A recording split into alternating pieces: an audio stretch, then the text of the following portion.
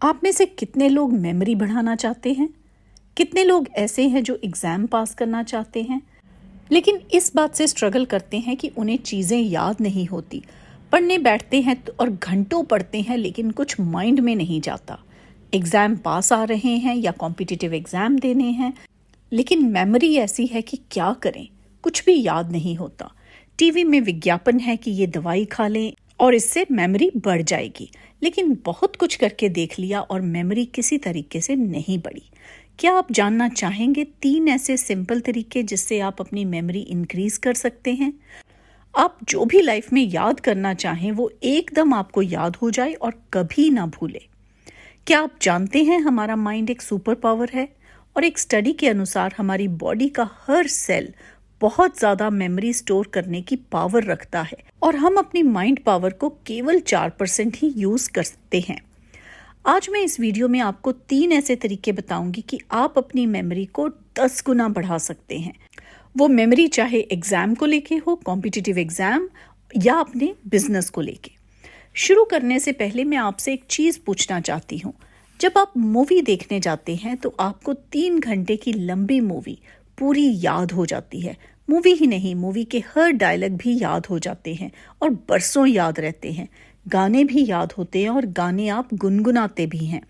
कभी आप किसी अपने मनचाहे इंसान से मिले, अपनी गर्लफ्रेंड या अपने बॉयफ्रेंड से मिले, तो उनकी कही हुई हर बात आपको याद रहती है, चाहे वो अच्छी या बुरी बात। उन्होंने आपकी किसी चीज़ की तारीफ कर दी तो आप उसको बरसों याद रखते हैं।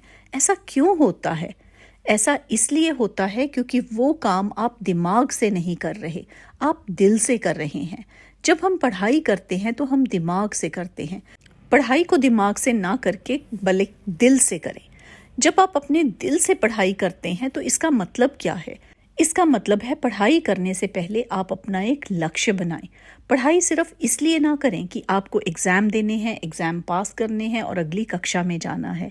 एग्ज़ाम इसलिए दें कि आपका 5 साल के बाद लक्ष्य क्या है, आप क्या अचीव करना चाहते हैं, आप कहाँ पहुँचना चाहते हैं, आप कैसे सक्सेसफुल इंसान बनना चाहते हैं, आपके पास कैसा बिजनेस होगा, आपके पास कैसी फैमिली होगी, आपके पास कैसा पैसा होगा। हर वो चीज़ आप एक पेपर पे लिखें, अपने गोल बनाएं। जब आपका ऐसे गोल या लक्ष्य बन जाता है तो ये छोटी छोटी चीज़ें कि एग्ज़ाम पास करने या कॉम्पिटिटिव एग्ज़ाम देने, ये आपको छोटी छोटी हर्डल्स लगेंगी, ये छोटी छोटी बातें लगेंगी और ये अचीव करना आपके लिए बहुत आसान हो जाएगा। जब आप बिगर पिक्चर देखते हैं तो ये छोटी चीज़ें आपके लिए मुश्किल नहीं रहती। जब आप अपने लक्ष्य, अपना गोल अपने दिल से बनाते हैं और उसमें अपनी इमोशंस डालते हैं तो आपका दिमाग आपके दिल को फॉलो करेगा, क्योंकि जब तक आपके दिल और दिमाग का संयम नहीं होगा आप कुछ नहीं कर सकते।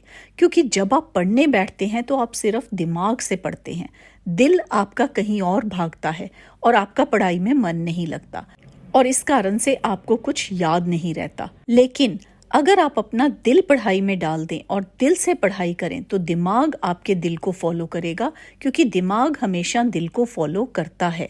सो पहला टिप है दिमाग से नहीं, दिल से पढ़िए।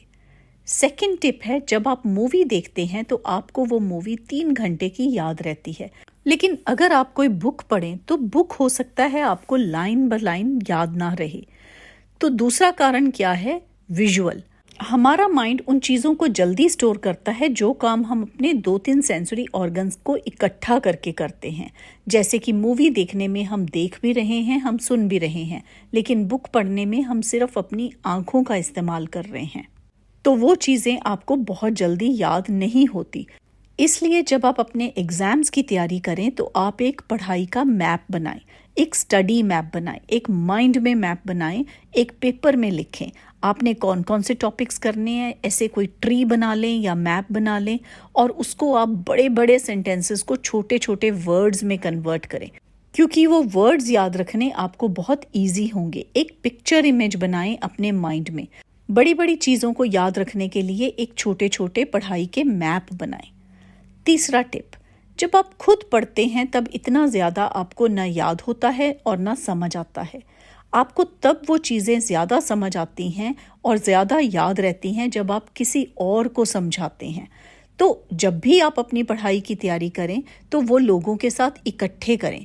ग्रुप स्टडी करें या एटलीस्ट 2 लोग इकट्ठे बैठ के पढ़ें।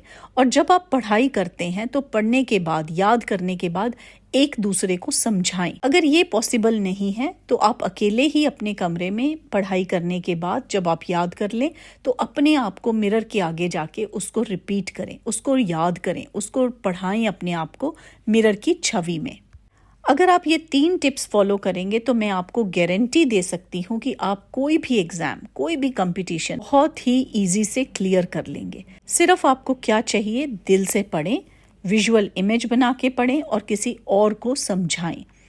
मुझे कमेंट करके ज़रूर बताएं कि आपको मेरी वीडियो कैसे लगी, क्या वो आपको हेल्पफुल हुई, आपने कौन कौन से टिप्स फॉलो किए। अगर आपको मेरी वीडियो अच्छी लगी है तो प्लीज़ लाइक एंड शेयर करें और मेरे चैनल को सब्सक्राइब करें और मैं आपको मिलूंगी अपनी नेक्स्ट वीडियो में। Thank you so much.